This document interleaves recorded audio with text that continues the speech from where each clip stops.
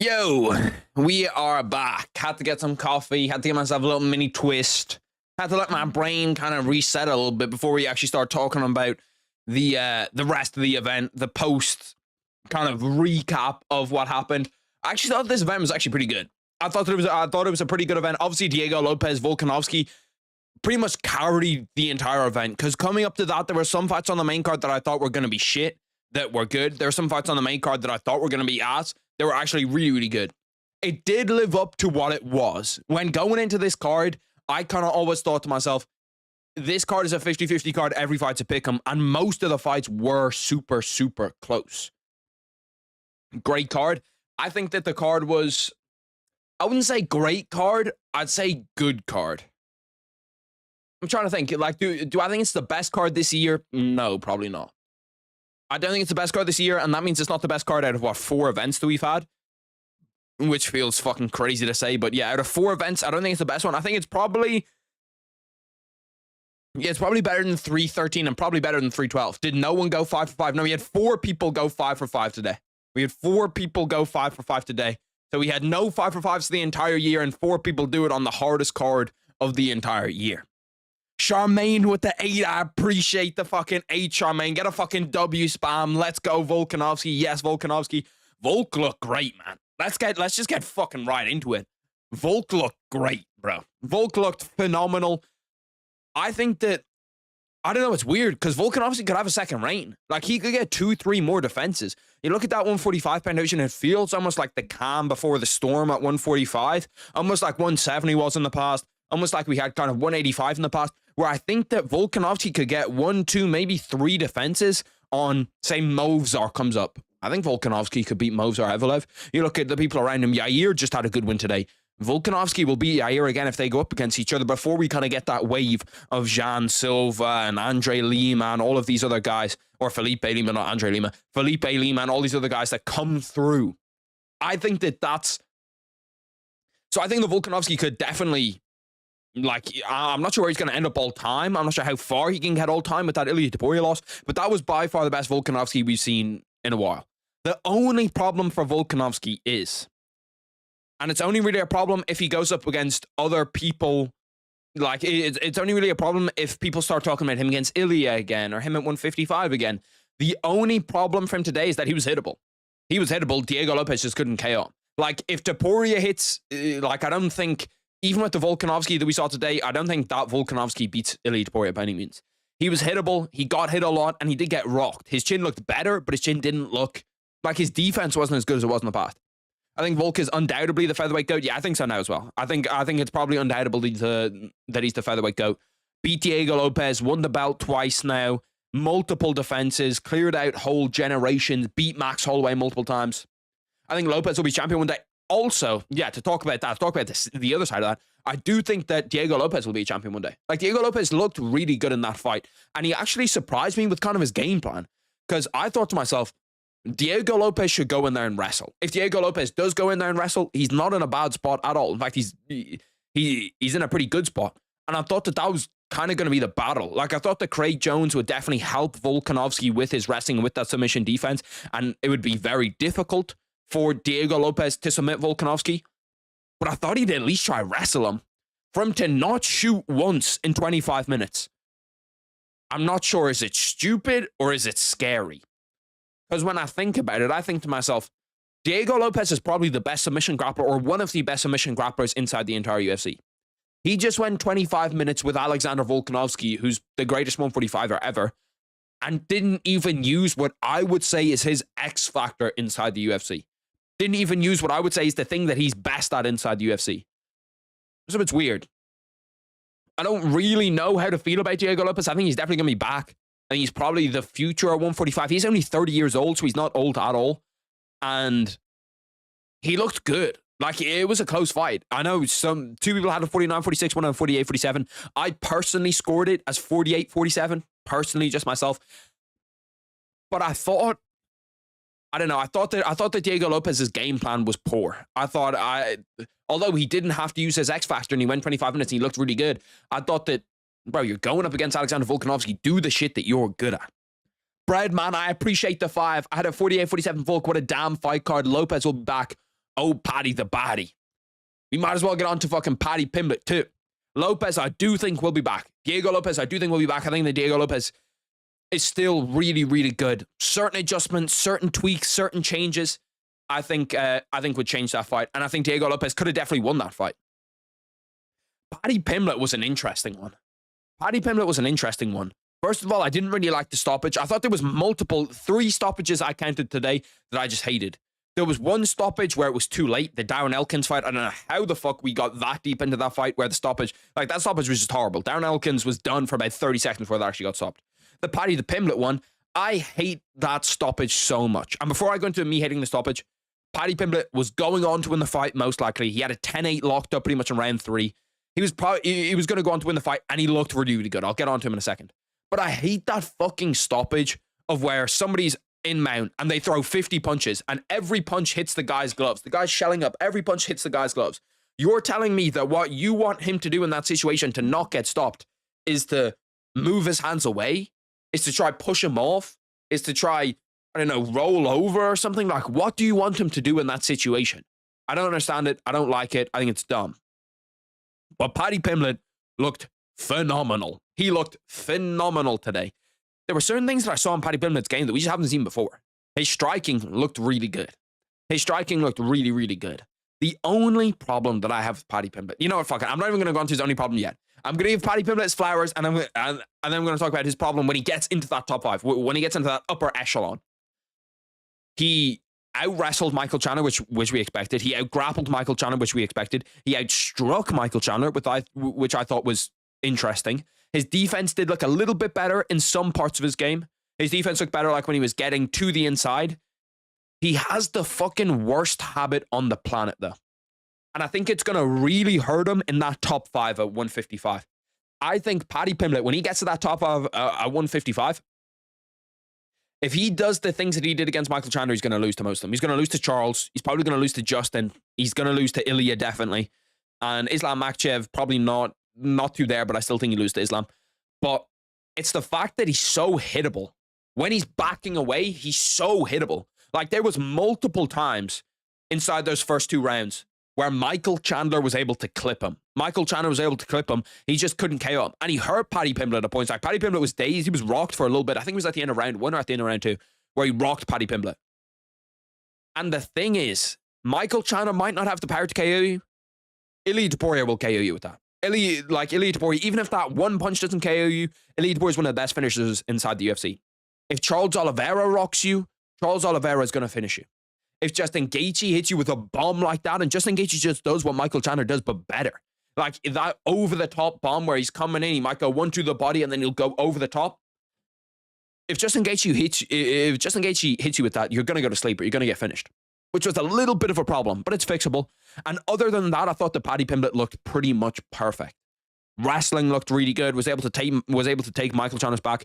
Probably could have finished him with a rear naked choke in that like finishing sequence. I think he probably could have submitted him, didn't submit him, and it ended up finishing him via ground and pound. But super dominant in a performance where a lot of people were talking about this fight's not going to be close. This fight's not going to be close. This fight's not going to be close.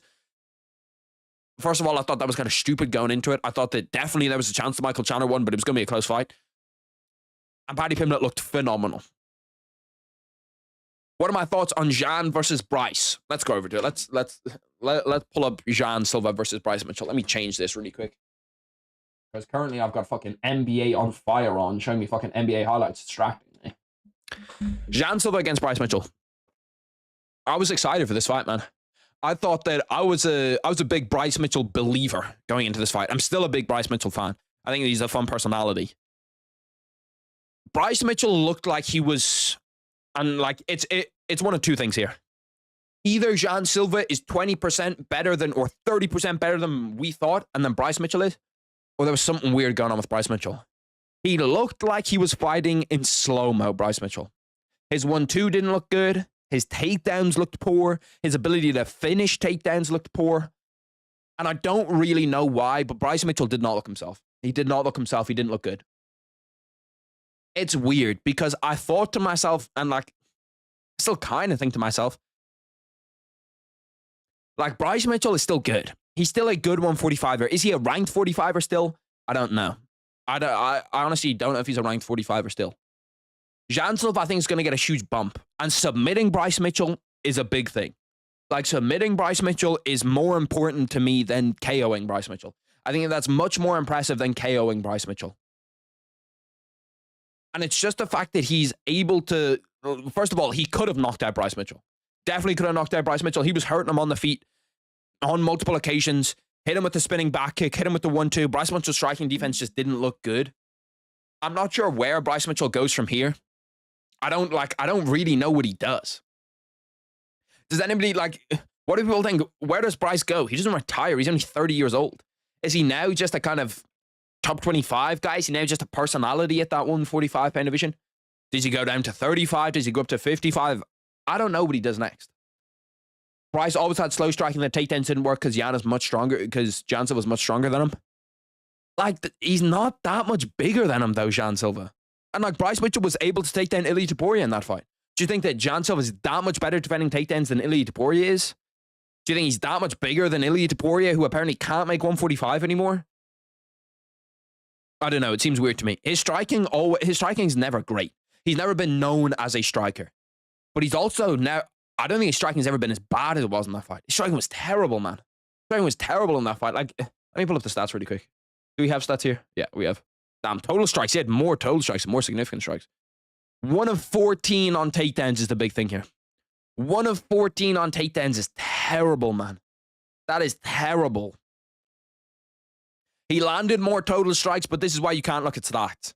Because honestly, if you watch that fight, he was just getting bullied on the feet by Jan Silva. And it's almost a problem of being just a wrestler, being just a submission artist in the UFC now. There was no point in that fight where Bryce Mitchell had Jan Silva's respect. There was no point in this fight where Jan Silva had Bryce Mitchell's respect. There was literally not one point. Actually, let me do the 5-for-5 winners now that I see it now. I do always with the 5-for-5s. 5-for-5. You come into the chat before the main card. You pick out the entire main card. Let me gift the subs. First of all, I need a gift 5. Because I said that I'll always give 5, so I'll just give 5 really quick to all the boys in the chat. I need to find out the correct way. I need to find out the correct way to do this where... There we go. Gifted the 5 for all the boys. Hopefully someone that hit the 5-for-5 gets it. 4 people that hit the 5-for-5 don't get it. I need to find out a way to give the 5-for-5 people their actual sub. Does anybody know how to do that on YouTube? Can you gift somebody a sub? Can I gift somebody a membership? You know what? Because 4 people hit it, I feel like it's only right. We're going to give 10. We're going to give 10. I can't gift directly to the 5-for-5ers. I don't think. If I can, I'll do it. Faded got one there at least. Faded got one. I'm pretty sure he was someone that hit a 5-for-5. I think he was someone that hit a 5-for-5. But anyway, that's the 4 people hit 5-for-5s today. So I'll give 10 subs to all the boys in the chat. I'll give 10 memberships to all the boys in the chat. I need to get all the 5-for-5 guys will go up on the wall. They'll go up in this spot right here where we have 5-for-5 equals 0. That's no longer. The 4 guys will be up until, the 5 guys that hit 5-for-5s, I guess.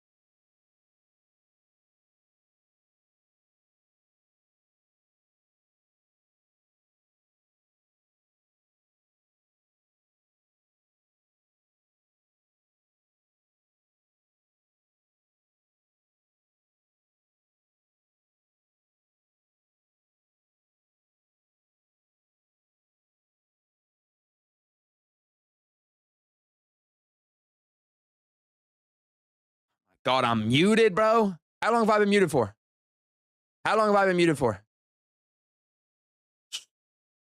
Anyway, I'll say it again quickly. I don't know how long I've been muted for. Not that. Fuck, I was probably muted for a long time. Okay, it's whatever. It's whatever. Okay, we'll go back to it. 3 Lighty, hit it, 5 for 5. Reyes, Jan, Yair, Paddy, which he said was a fluke, wasn't a fluke, and then Volkanovski. Then we have Caesar hits it. We had 2 people over here on the next one. Well, Lighty, same person, so that's 2 people that hit it. Michael Tyson hits it, 3rd person. Then we have the 2 at the end. K-Dot and MMA guy both hit it. Like a minute, 2. Fuck, man. I was muted for that long. How much does hitting the 5 for 5 pay out? I don't know if you bet on it, I guess. I'm not paying out the bookies odds on in the 5 for 5. After I gifted the memberships, I've been muted since then. Oh my God, bro. That means I've been muted for like 3 minutes. It's whatever. If you did hit the 5 for 5 on what you picked, it's probably, I'm trying to think, were these all favorites? Reyes was not. Silva was. Yair was. Paddy was. Volkanovski was. So it probably pays out like 20 to 1. 25 to 1. I hit it. Let me see. Let me go back. Maybe I'll cross you out somewhere.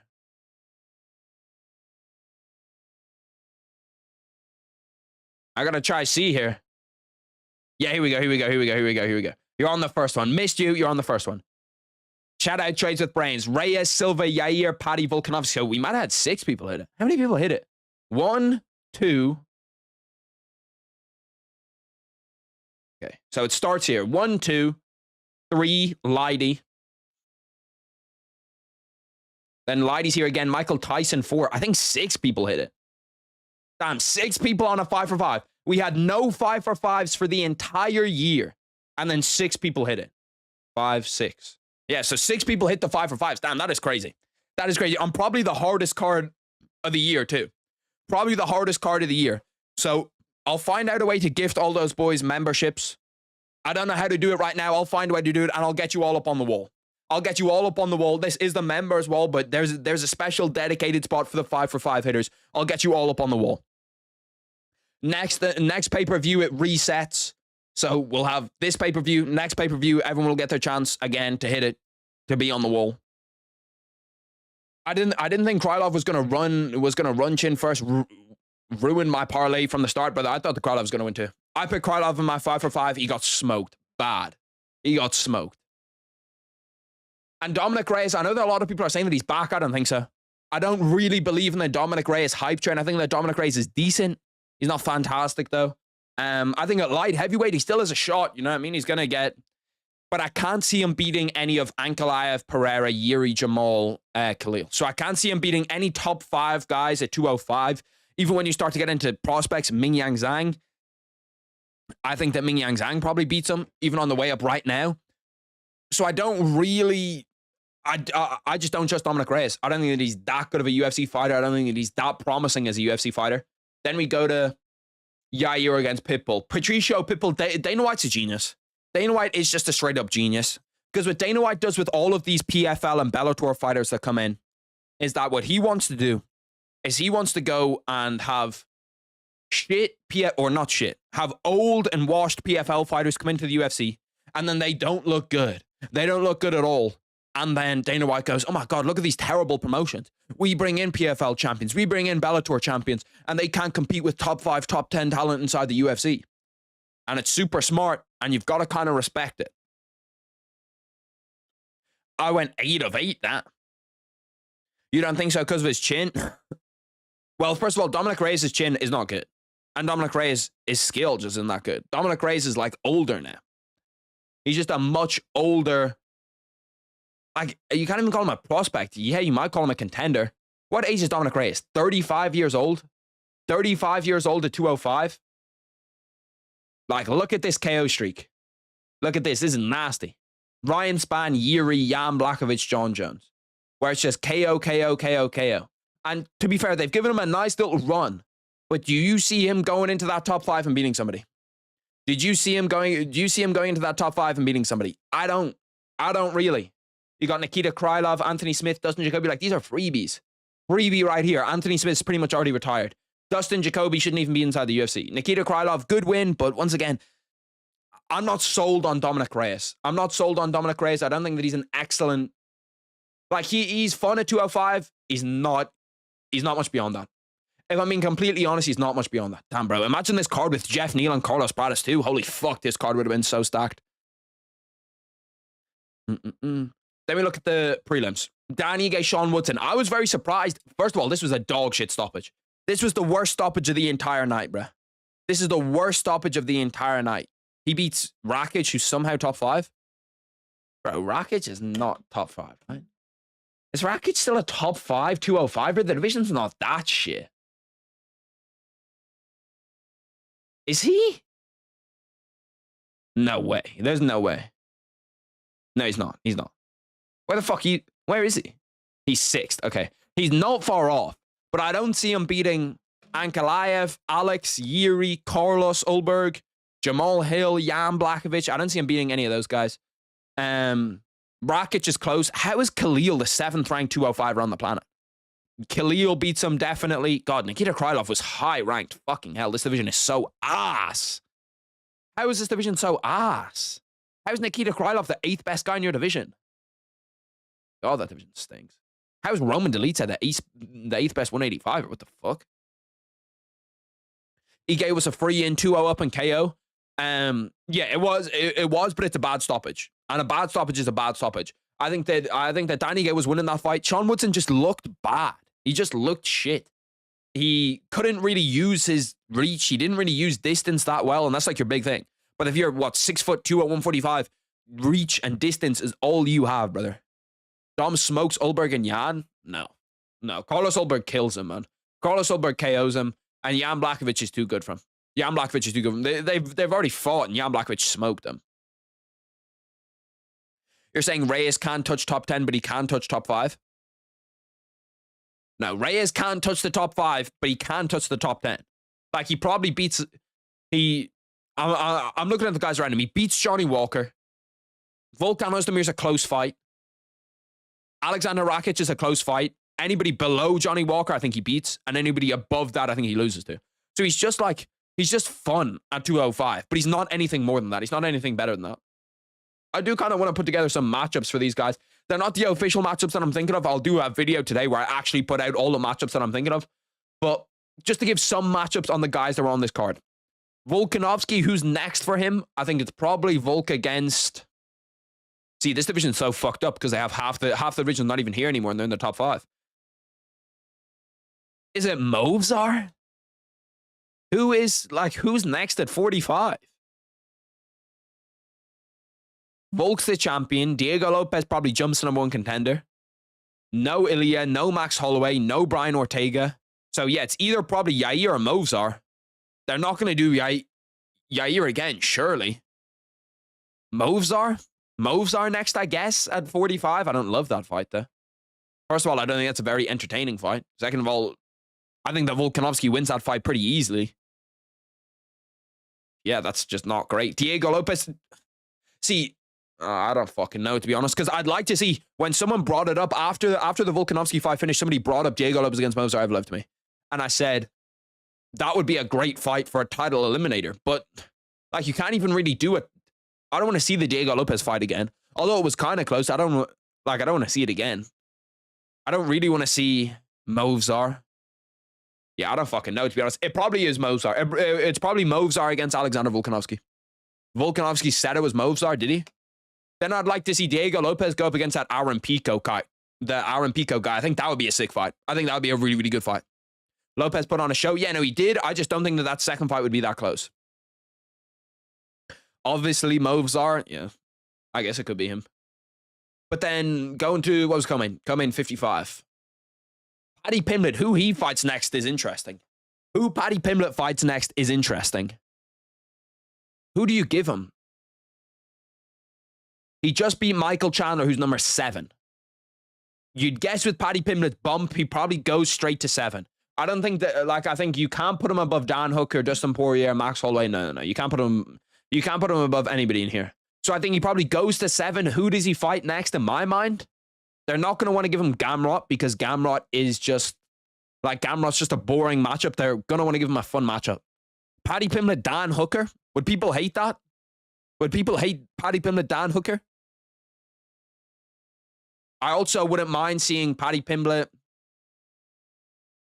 No. Yeah, no, it probably is Paddy Pimblett Dan Hooker. It probably is Paddy Pimblett Dan Hooker. Who did Justin Gaethje just beat? Fiziev, oh yeah. I don't want Fiziev. Yeah, no, so it probably is Paddy Pimblett Dan Hooker. That's the only fight that kind of makes sense. Lopez versus Yair from Mexico. Yeah, actually, that's a much better fight. I didn't even think about that. Lopez against Yair in Mexico would be a much better fight. How do you think Oliveira versus Shavkat would be a good fight? Who wins?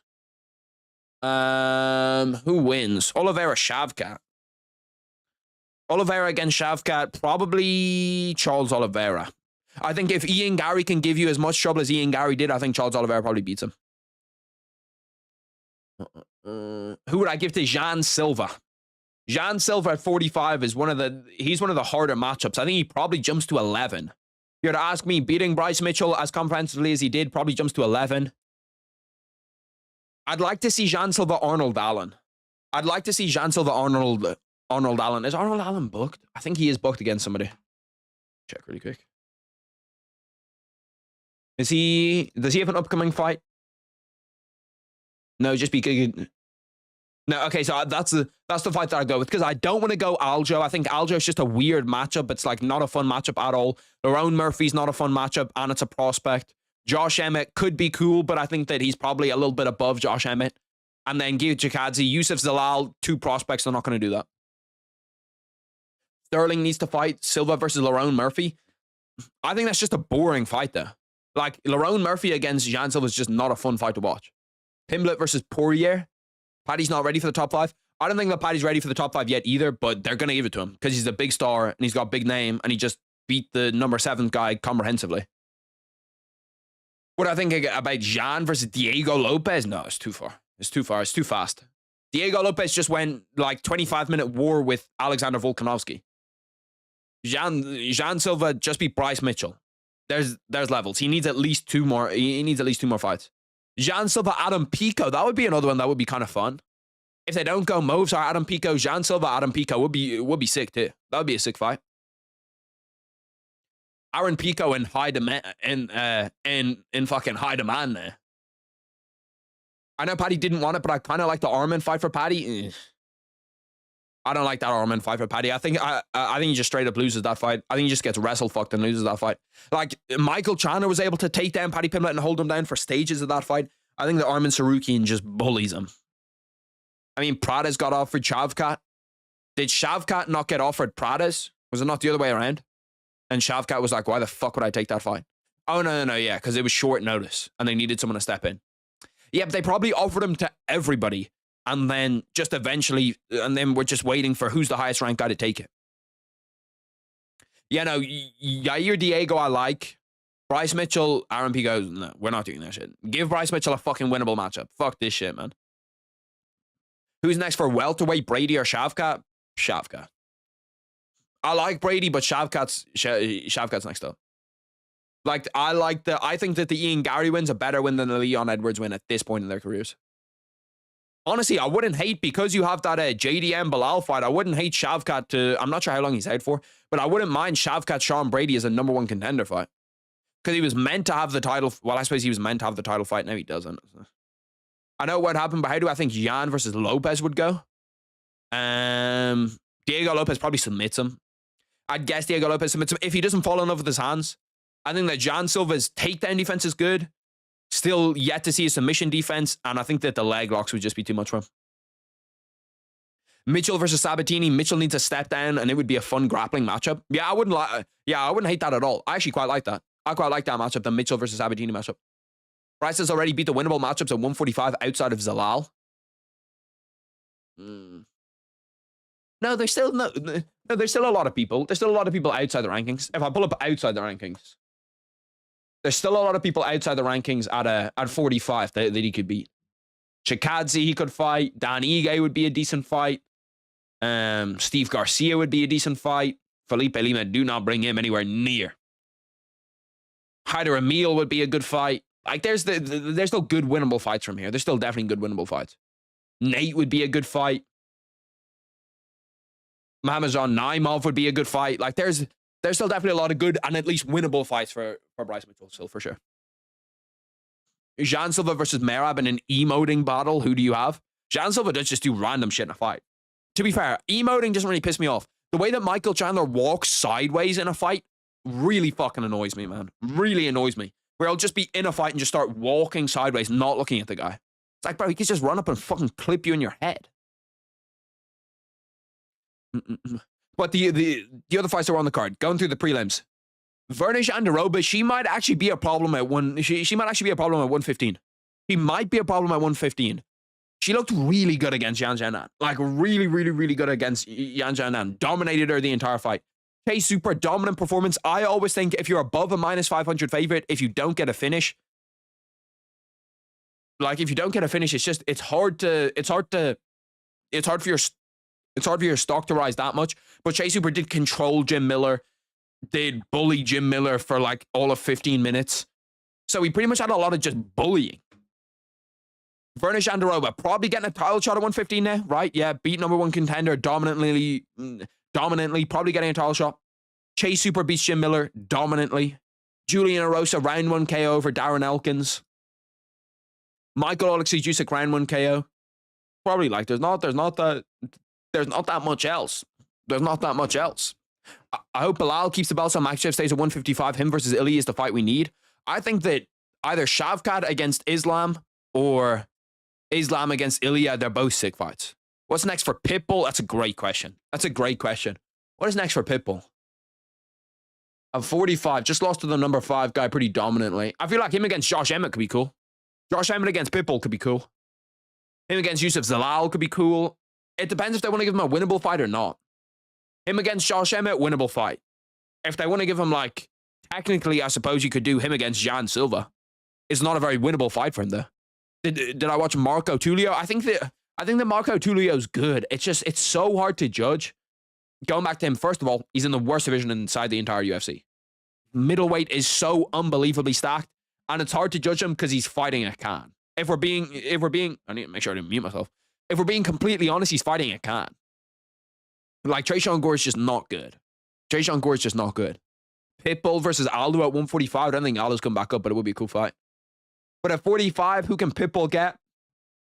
It's probably Josh Emmett. If it's not Josh Emmett, it's probably, I don't know, Calvin Kattar maybe. Like, there's definitely matchups for him. JDM or Brady? Give me Shoo. That's close. That's really close. Probably Sean Brady right now. If they're fighting each other, I don't know. If they're fighting each other, I'd lean JDM. To win the belt, I'd probably say Sean Brady. I don't know, man. That's fucking tough. That's close. That's tough. Pitbull versus John Silva. I wouldn't hate the fight. I don't think it's a winnable fight, though, for Pitbull. I think the Pitbull's just tailed off. Like, I just don't think he's that good anymore. I just don't think he's that good. John was getting booed when he was taunting Mitchell, was he? Shout out the crowd, at least having my boy Bryce Mitchell's back. If nobody else has got his back, you know the crowd's got his back. But anyway, boys, I'm going to record these 2 videos quick. I'm going to do the next fights for everybody, which I appreciate some of the boys helped me out with. And I'm going to do the biggest talking points. They should be up relatively soon. I'm going to try whack them out. I'm going to try put them out as fast as we can. I appreciate all the boys that showed up to the watch party, that showed up to this, that showed up to everything, that just showed support. I appreciate everybody that super chatted.